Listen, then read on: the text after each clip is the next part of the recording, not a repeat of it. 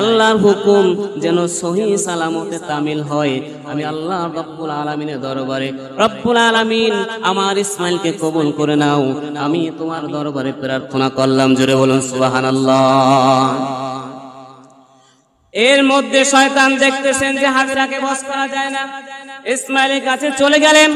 ইসমাইলকে যেয়ে বললেন, দৌড় দাও, তোমার বাবা তোমাকে জবাই করার জন্য নিয়ে যাচ্ছেন।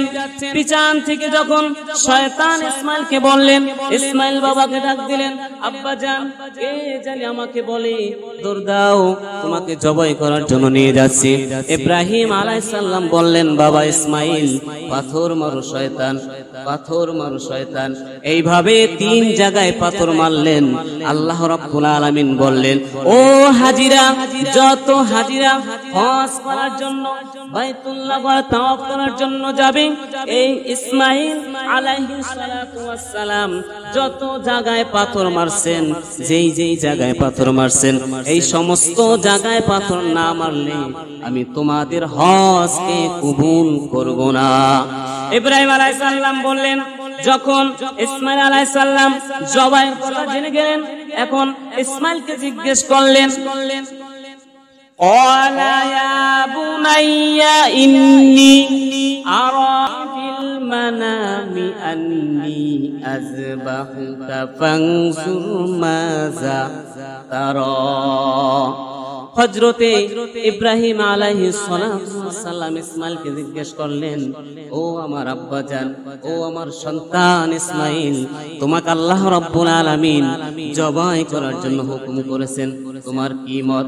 অনেক অনেক মুফাসসির লেখছেন, ইসমাইল তো ছোট মানুষ, 8 বছরের বয়স, ইসমাইলকে জিজ্ঞাসা করার কি দরকার?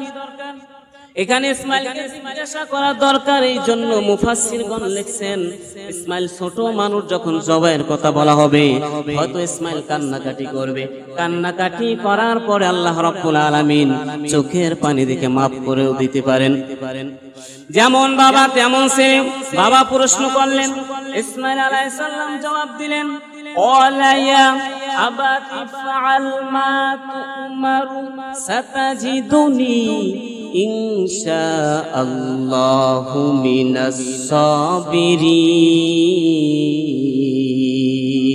জোরে বলুন আল্লাহু আকবার। ইসমাইল আলাইহিস সালাম বলেন, আব্বাজান, আপনি ধৈর্যশীলদের মধ্যে অন্তর্ভুক্ত পাবেন আমাকে।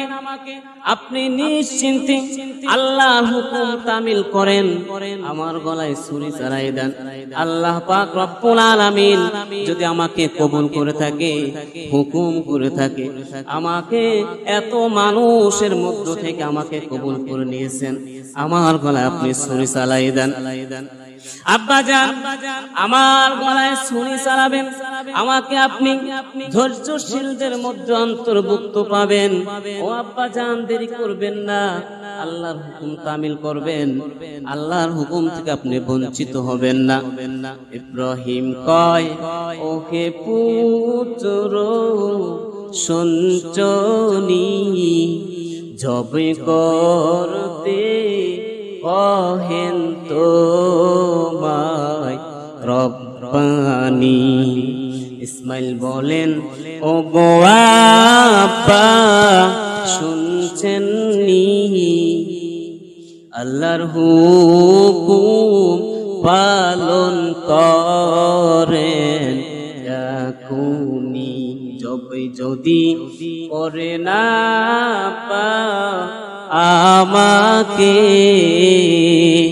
কাপড়েতে রক্ত যেন না লাগে, কাপড়েতে রক্ত যদি আব্বা দেখেন মায়, না জানি মায় পাগল হয়ে কোথায় যায়।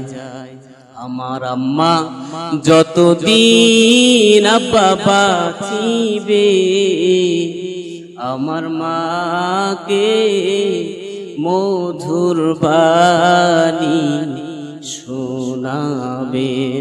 হযরত ইসমাইল আলাইহিস সালাম ডাক দিয়ে বলেন, আব্বা জান, আমাকে আপনি জবাই করার আগে 3টি শর্ত আছে, আব্বা জান, আমাকে যখন আপনি জবাই করবেন